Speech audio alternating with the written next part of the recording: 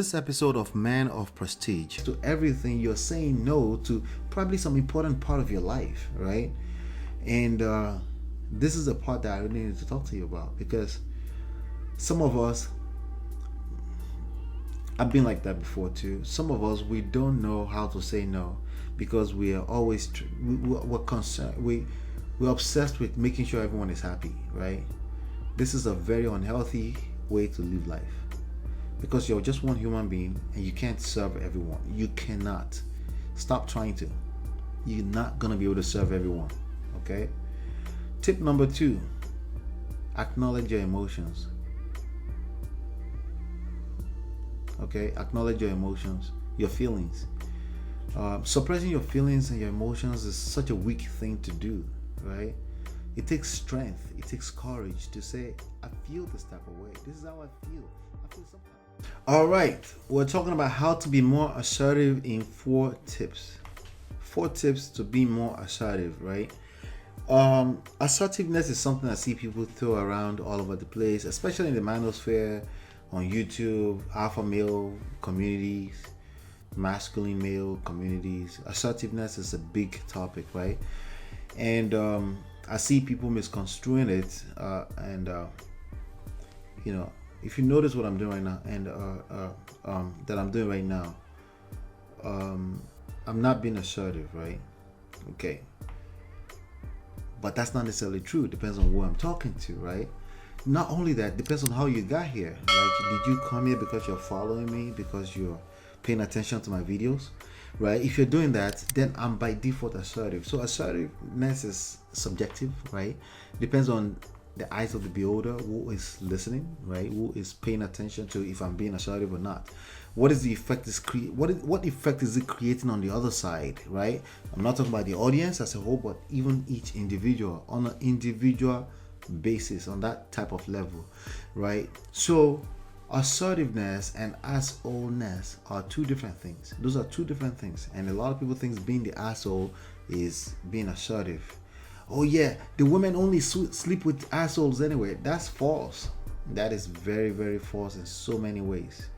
Now, granted, it can be true in many ways. Okay, that's what we're talking about, the game, right?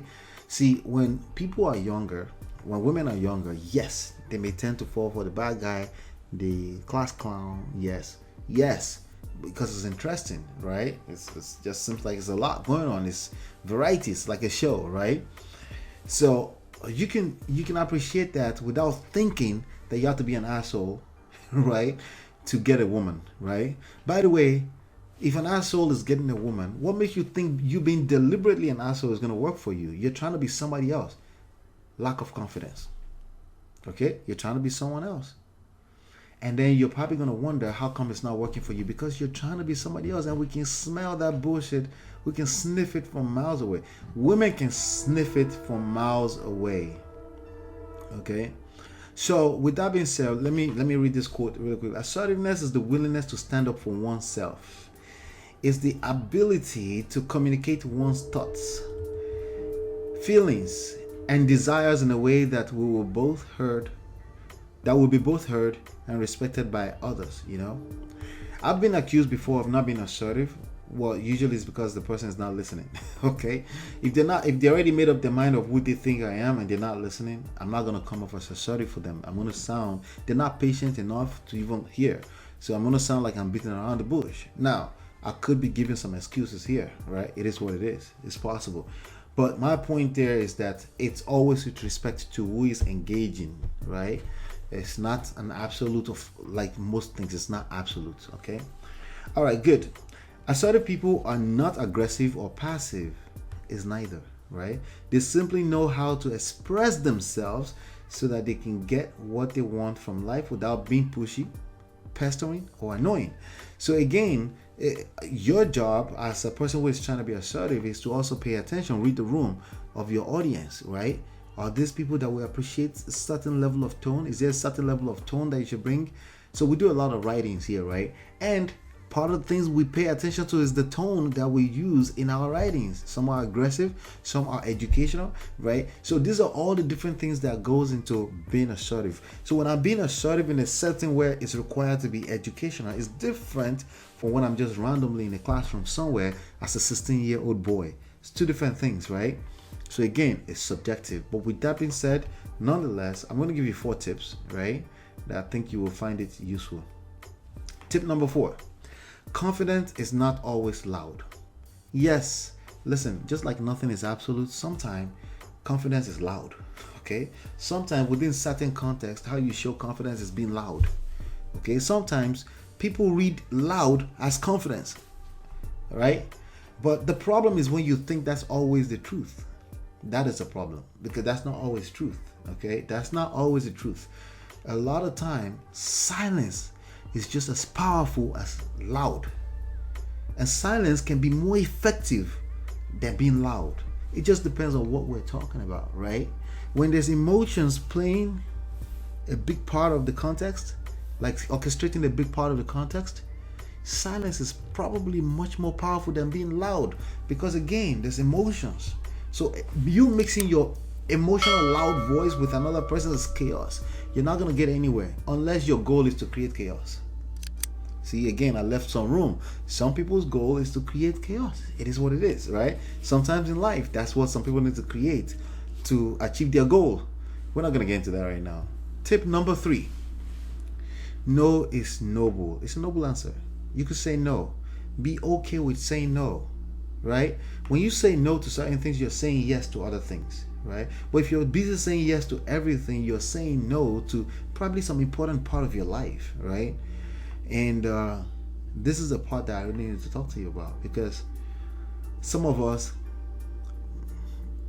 I've been like that before too. Some of us, we don't know how to say no because we are always we're concerned. We're obsessed with making sure everyone is happy, right? This is a very unhealthy way to live life, because you're just one human being and you can't serve everyone. You cannot. Stop trying to. You're not gonna be able to serve everyone. Okay. Tip number 2. Acknowledge your emotions. Okay. Acknowledge your emotions, your feelings. Suppressing your feelings and your emotions is such a weak thing to do, right?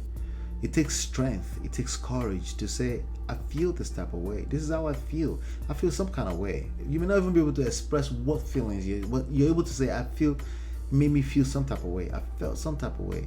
But when a man is actively trying to suppress feelings, it tells me they've had some bad experiences and they have their guards up and they're afraid of sharing their feelings.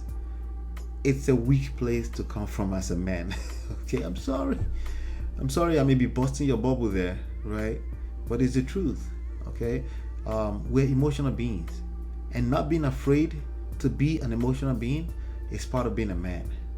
Okay, that's part of it right there.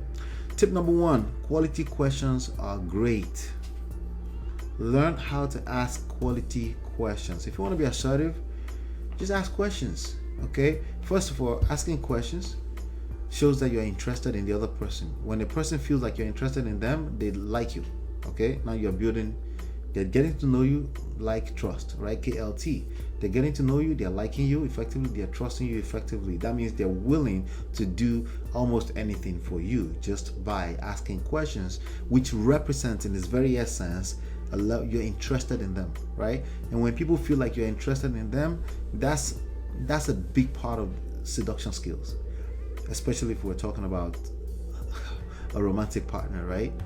All right, so you shouldn't be good at asking certain questions, open-ended questions, not yes and no questions. Yes or no questions are stupid when we're talking about romance, when we're talking about emotionally charged conversations. If you think asking yes and no questions is the thing to do, it's usually because you're weak and you're having a hard time coming to a space where you can engage a conversation in a more meaningful way, right? So if you understand anything about data, now we have the ones and the zeros and all the data that are recorded in the database, right? But being able to create meaning for it, that's when you start creating pie charts. You create charts that you can use to explain with some context, right? Concepts context, right? Bring some life meanings to it, right? But if you're actively shying away from that and you want everything, you're asking yes or no question. No, you say yes or no. If that's how you talk, it's low EQ. Maybe you have a high IQ, but it's definitely low EQ. It's low emotional intelligence, and you're gonna miss out heavy. You're not gonna get laid acting like that in life. Okay, and maybe not. Maybe it's not about getting laid. Maybe this is you talking to other gentlemen. They're not gonna like you because they're humans too, and it's how you make them feel when you're around them is a great deal with regards to if they're able to become useful for you in the future or bring value to your life, right? So yeah, it's deeper, but we're gonna keep continuing to have this conversation, right?